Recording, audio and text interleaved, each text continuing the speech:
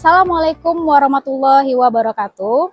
Salam sejahtera untuk kita semua. Perkenalkan, saya Rizky Arya Putri SOS MSI, dosen tetap pada jurusan Ilmu Administrasi, Program Studi Administrasi Publik, Fakultas Ilmu Sosial dan Ilmu Politik Universitas Riau.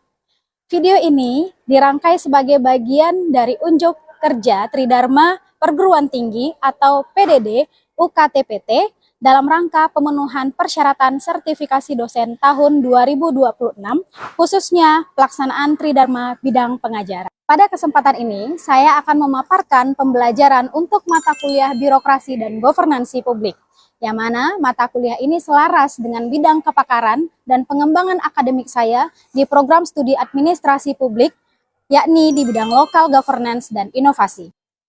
Mata kuliah Birokrasi dan Governansi Publik merupakan mata kuliah wajib program studi dengan kode mata kuliah IAP 1204 yang berbobot 3 SKS. Mata kuliah Birokrasi dan Governansi Publik secara filosofis sangat autentik dengan bidang keilmuan administrasi publik.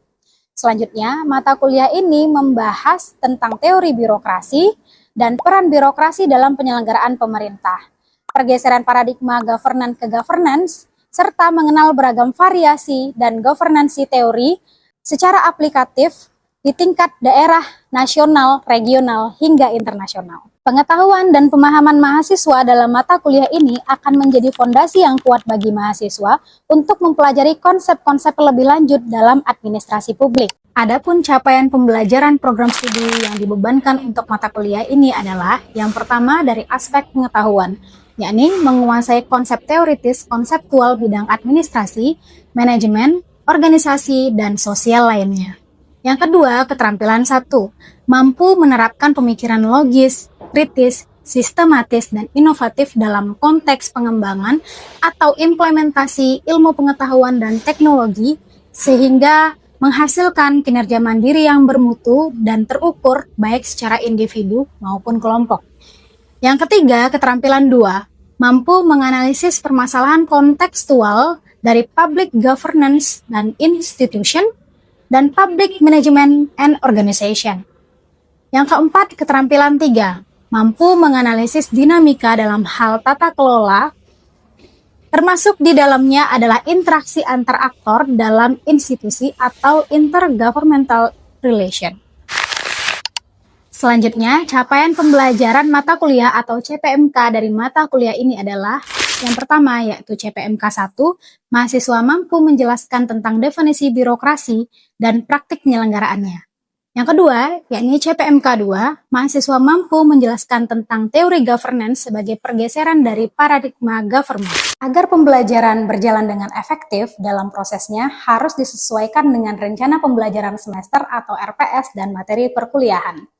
Penyampaian materi dilakukan secara interaktif untuk membangkitkan partisipasi aktif dan critical thinking mahasiswa, sehingga mahasiswa memahami dan mengenal konsep dasar hingga output dari mata kuliah tersebut.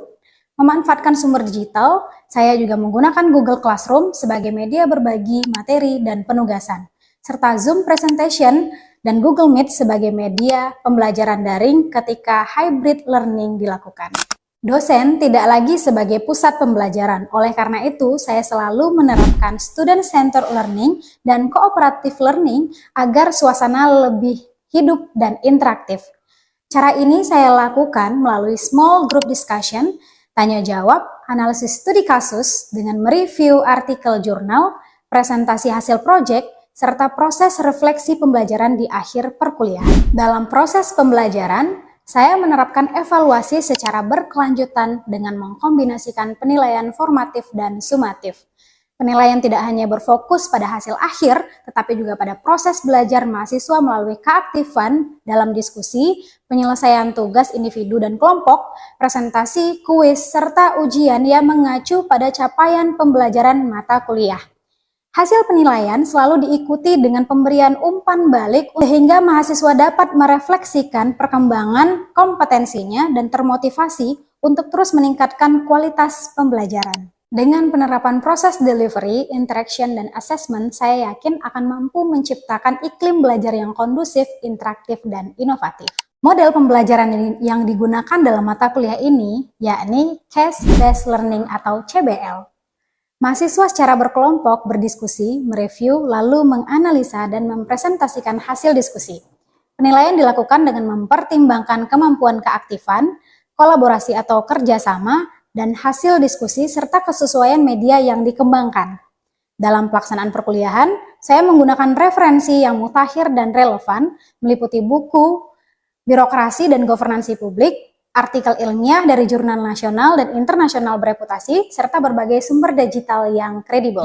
Perkuliahan dilaksanakan sebanyak 16 kali pertemuan, yang diantaranya yang pertama, pertemuan 1 dan 7 adalah pertemuan aktif. Yang kedua, pertemuan 8 dilakukan ujian tengah semester atau UTS. Yang ketiga, pertemuan 9 sampai dengan 11 adalah pertemuan aktif. Yang keempat, pertemuan 12 sampai dengan 13 adalah pelaksanaan case-based method. Yang kelima adalah pertemuan 14 dan 15, yakni pertemuan aktif. Dan yang keenam, yang terakhir adalah pertemuan 16, yaitu pelaksanaan ujian akhir semester. Selanjutnya, penilaian pembelajaran mengacu pada rencana pembelajaran semester yang terdiri dari beberapa komponen. Di antaranya, yang pertama itu adalah partisipasi aktif sebesar 50%, yang kedua adalah UTS sebesar 20%, yang ketiga UAS sebesar 20%, dan yang terakhir tugas sebanyak 10%. Dan ini dilakukan penginputan nilai pada laman 1 Unri. Berikut video pelaksanaan pembelajaran mata kuliah birokrasi dan governansi publik. Mari kita simak bersama. Assalamualaikum warahmatullahi wabarakatuh.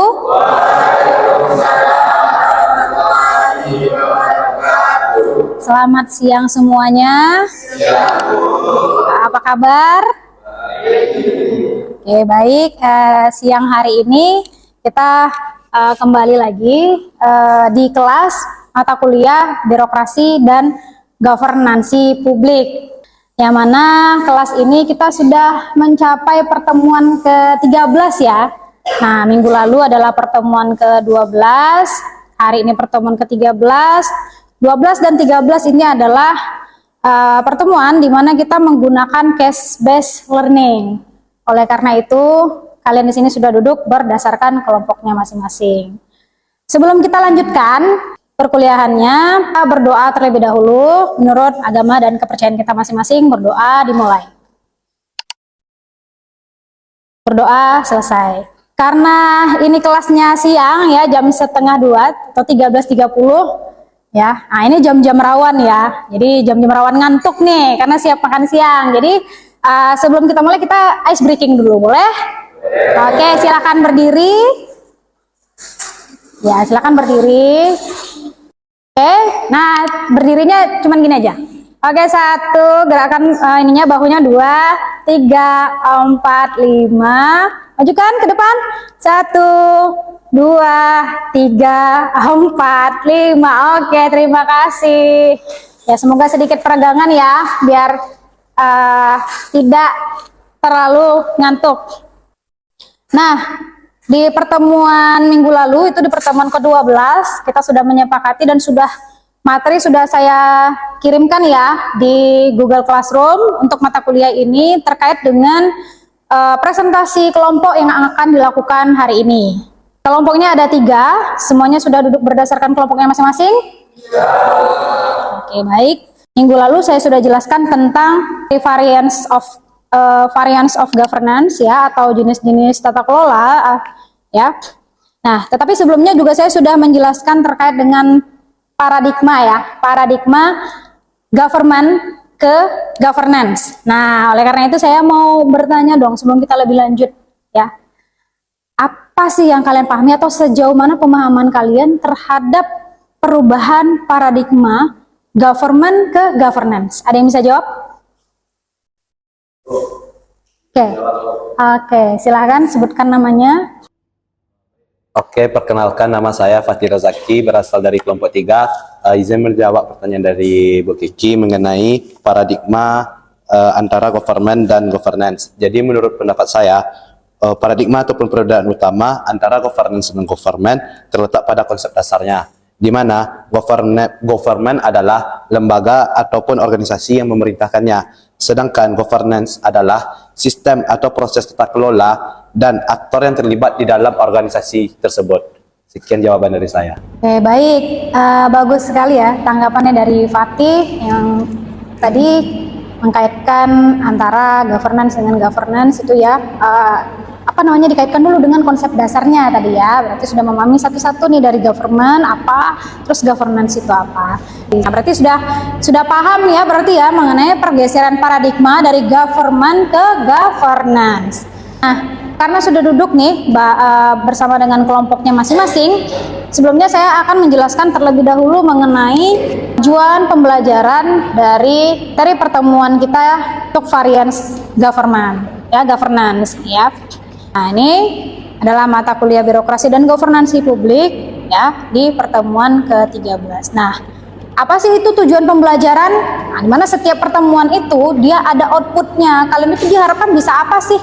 Atau mengetahui apa sih? Atau mampu menganalisis apa sih gitu ya? Nah, ini juga bagian daripada bagaimana saya menilai proses critical thinkingnya kalian gitu.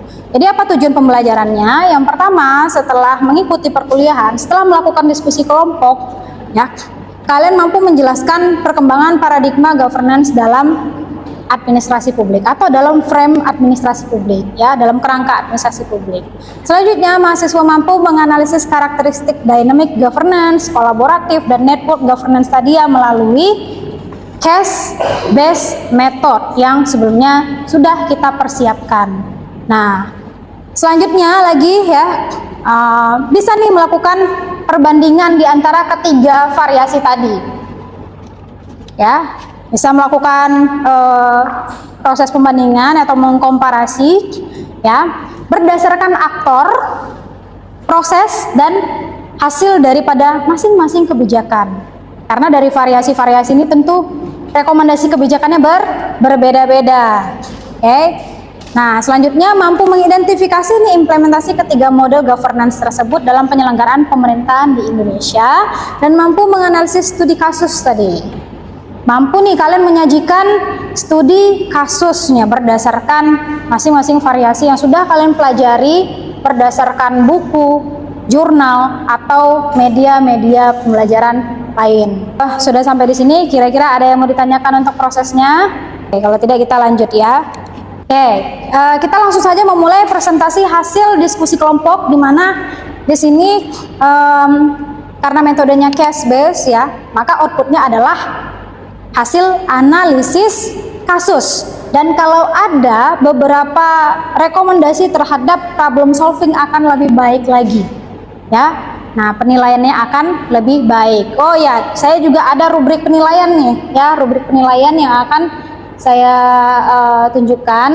Nah, di sini ada rubrik penilaian diskusi ya, di mana aspek penilaiannya dilihat dari pemahaman khusus ya, ada indikatornya, ada bobotnya, ada di sini sudah ada ya, dan rubrik penilaiannya sudah masing-masing saya kirim ya ke kalian, boleh dicek DCR-nya. Dan ada konversi nilai. Itu kalau mau nilai presentasi kelompoknya A itu rentang nilainya 86 sampai dengan 100. Ya, kalau performnya jelek nanti di range-nya C mungkin ya. Kalau B dia 76 sampai dengan 85. Ya, kalau B 66 sampai 75 dan C itu 56 sampai 65. Tapi saya yakin dan percaya kalau kalian sudah memahami masing-masing analisis kasus yang sudah kalian lakukan. Nah, jadi di sini ada kategori ya, 4 proses kategori, ada sangat baik, baik, cukup, dan kurang. Oke, untuk rubrik penilaian sudah paham ya? Oke, kita lanjutkan untuk presentasi. Silahkan untuk kelompok 1 memulai untuk melakukan presentasi. Oke, baik, selamat siang kawan-kawan. Kami dari kelompok 1 ingin mempresentasikan ya hasil analisis diskusi kami, dan kami akan sedikit menjelaskan tentang dynamic governance ini, yaitu membangun institusi yang progresif. Nah, apa sih maksud dari dynamic governance ini? Yaitu kemampuan institusi untuk menyesuaikan secara kontinu atau berkelanjutan, menyesuaikan kebijakan, institusi, dan strategi dalam menghadapi perubahan lingkungan yang dinamis melalui pembelajaran dan inovasi. Jadi kawan-kawan, intinya dari dynamic governance ini bagaimana cara pemerintah atau instansi ataupun organisasi menyesuaikan dengan perubahan lingkungan. Nah, kami mengadaptasi dari Neo dan Chen pada tahun 2007 berdasarkan pengalaman pemerintahan Singapura, yaitu ada 4 faktor. Yang pertama itu faktor pendukung kepemimpinan adaptif. Yang kedua, aparatur yang kompeten. Yang ketiga itu ada budaya inovasi. Yang keempat itu adalah organisasi pembelajaran. Ada mesin penggerak dynamic governance atau biasa disebut dengan the three things. Yang pertama itu thinking across, yaitu adopsi. Kami dari kelompok 1 mengambil beberapa dua contoh, yaitu seperti benchmarking dan studi banding. Nah, yang kedua itu adalah thinking ahead atau berpikir ke depan. Kami juga mengambil contoh seperti master plan smart city dan prediksi iklim. Dan yang terakhir adalah thinking again ataupun evaluasi. Itu contohnya kami ambil adalah reformasi birokrasi dan evaluasi layanan. Nah, kesimpulannya kawan-kawan, institusi ini menunjukkan DNA pembelajaran, adaptasi teknologi, melembaga, menjadi budaya pemerintahan berkelanjutan, bukan sekedar proyek IT sesaat. Mungkin itu aja penjelasan dan sedikit analisis dari kelompok 1. Saya kembalikan lagi kepada Bu Kiki. Terima kasih kawan-kawan. Oke, silakan kita boleh berikan aplaus.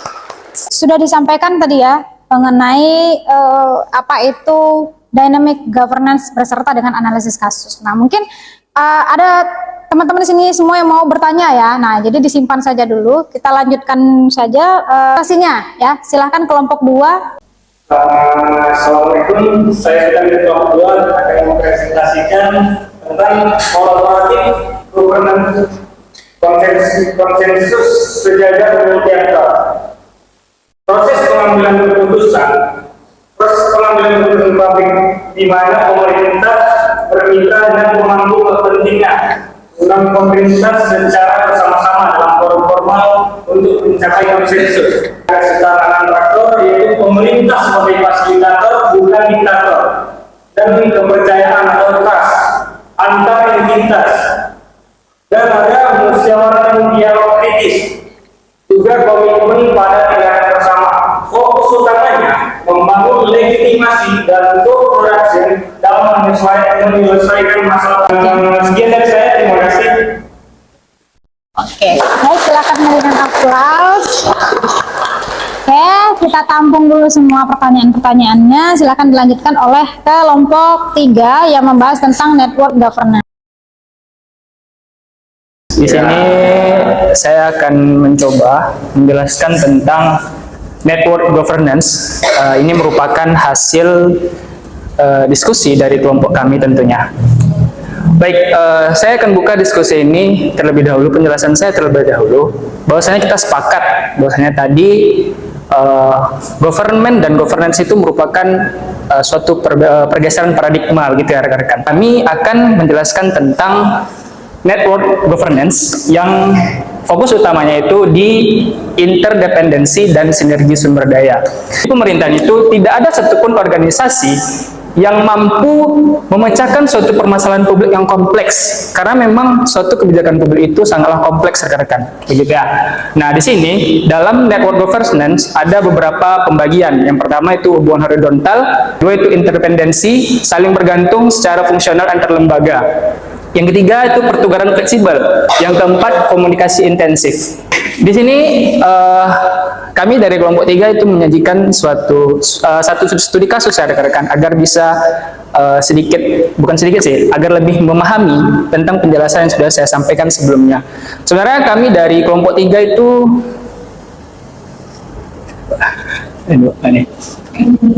dari kelompok itu sebenarnya sudah berdiskusi ya rekan-rekan. Sedikit ada garis tipis ini mungkin nanti bisa jelaskan juga ya oleh Bu Rizky selaku dosen kita, pengampu kita. Ada sedikit perbedaan lah, bukan maksudnya itu ada sedikit persamaan antara pentahelix tadi dengan networking ini begitu. Namun di sinilah saya coba jelaskan ya teman-teman. Kalau network governance itu dia lebih ke fokus terhadap lembaga-lembaganya masing-masing rekan-rekan. Dia tidak tidak melibatkan secara sekaligus begitu. Itu dari yang kami pahami. Mulai di sini. Pertama itu ada dinas kesehatan. Dari dinas kesehatan ini punya regulasi, tetapi kekurangan dari akses lapangan. Nah, karena dia kekurangan akses lapangan, kemana dia akan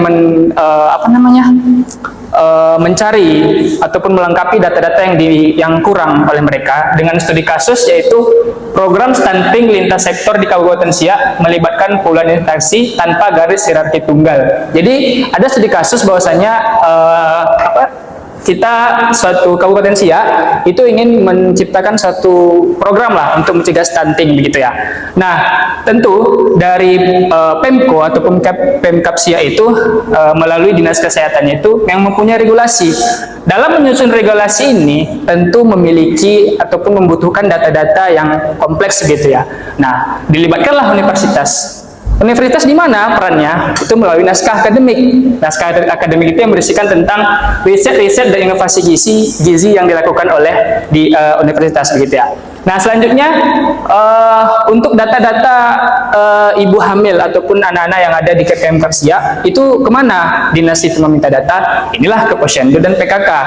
Nah, di sini hanya membahas tentang akses langsung ke ibu hamil. Nah, tadi universitas hanya fokus terhadap riset, ini fokus terhadap ketergantungan akses langsung ke ibu hamil, dan CSR inilah jikalau nanti pemerintah tidak bisa mengakomodir setiap ataupun semua pembiayaan yang ada. Jadi konsepnya gini rekan-rekan, jikalau pemerintah tidak bisa mencukupi ya kan, atau mengakomodir kebutuhan, misalnya sudah dapat data nih dari universitas, ini datanya Posyandu ini, ternyata dari dua data ini digabungkan gitu kan, dibutuhkan biaya sekian ataupun dibutuhkan tenaga sekian untuk menyelesaikan permasalahan stunting. Nah, situlah peran swasta dibutuhkan. Mungkin itu saja penjelasan dari kelompok kami tentang network governance. Selanjutnya saya kembalikan kepada Bu Resti. Baik, terima kasih kelompok 3, silakan kita berikan aplaus. Nah, sudah presentasi 1, 2, dan 3 ya. Nah, silakan untuk lanjut mendiskusikan, kira-kira ada nggak pertanyaan dari masing-masing kelompok, satu aja ya, kepada kelompok yang lain nih tadi ya. Kelompok yang lain. Nah, silakan didiskusikan.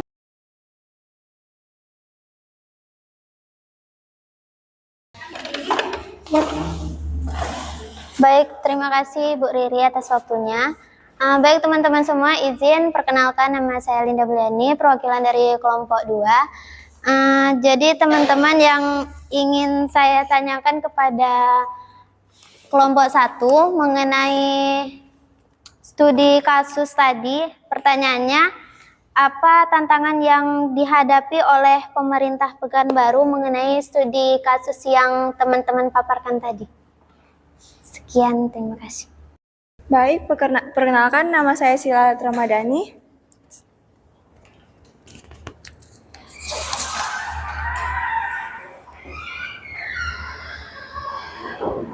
Adapun tantangan yang dihadapi, yang pertama itu kekurangan pegawai. Jumlah personil unit pelaksana teknis kependudukan kecamatan masih belum memadai. Yang kedua itu fasilitas yang kurang, perangkat komputer, meja, kursi, dan lemari arsip di kantor pelayanan banyak yang sudah tidak bisa digunakan lagi. Yang ketiga itu keterbatasan anggaran, yang mana keuangan daerah yang terbatas menghambat kecepatan. Baik, tadi sudah ada pertanyaan dari kelompok 1 kepada kelompok 3 ya, mengenai tadi keterkaitan antara program stunting itu dengan MBG. Nah, ini jadi topik yang menarik ini. Sudah didiskusikan jawabannya? Sudah. Oke, silakan disampaikan. Baik, perkenalkan, nama saya Priscilla Ratulalica dari kelompok 3, izin menjelaskan hasil diskusi kami tentang keterkaitan program stunting dan MBG. Jadi menurut kelompok kami, perkaitan program MBG dengan stunting itu seperti mesin eksekusi lapangan.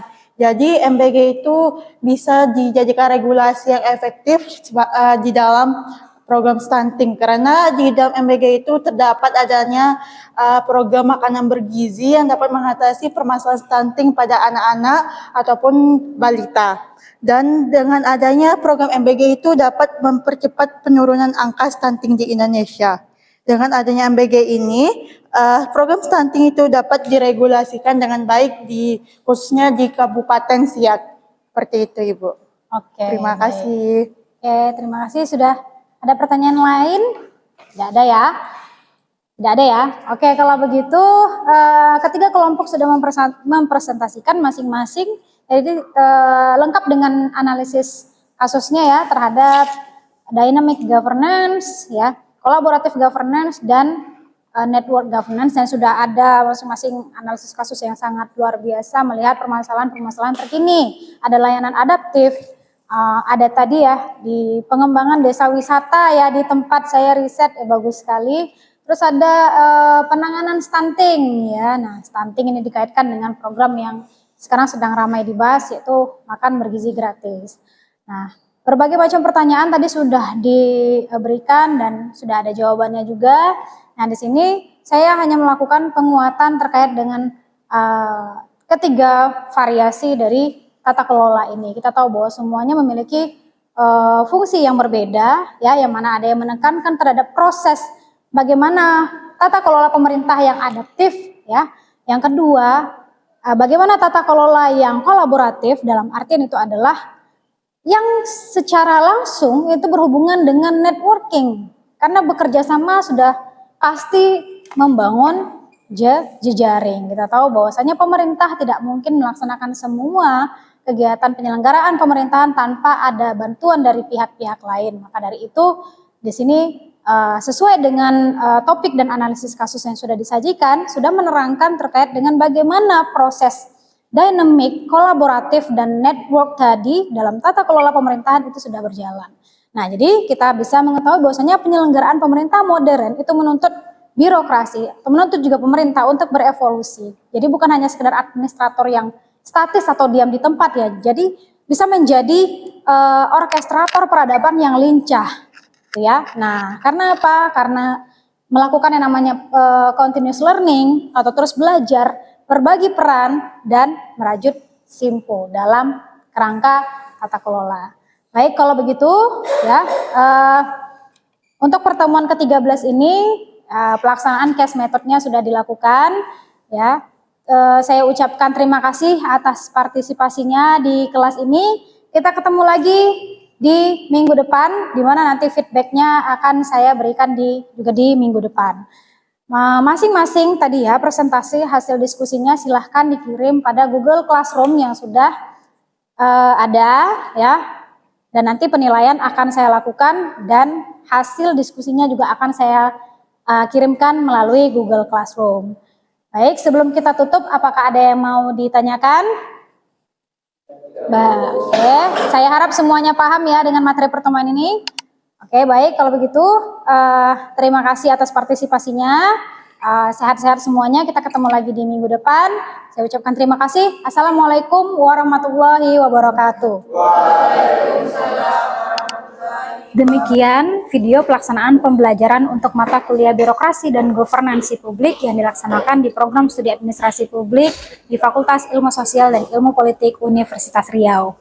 Saya berharap video ini dapat menjadi gambaran mengenai pelaksanaan proses pembelajaran yang saya laksanakan, serta menjadi salah satu bahan pertimbangan dalam proses penilaian sertifikasi dosen gelombang 1 tahun 2026. Terima kasih atas kesempatan yang diberikan. Assalamualaikum warahmatullahi wabarakatuh.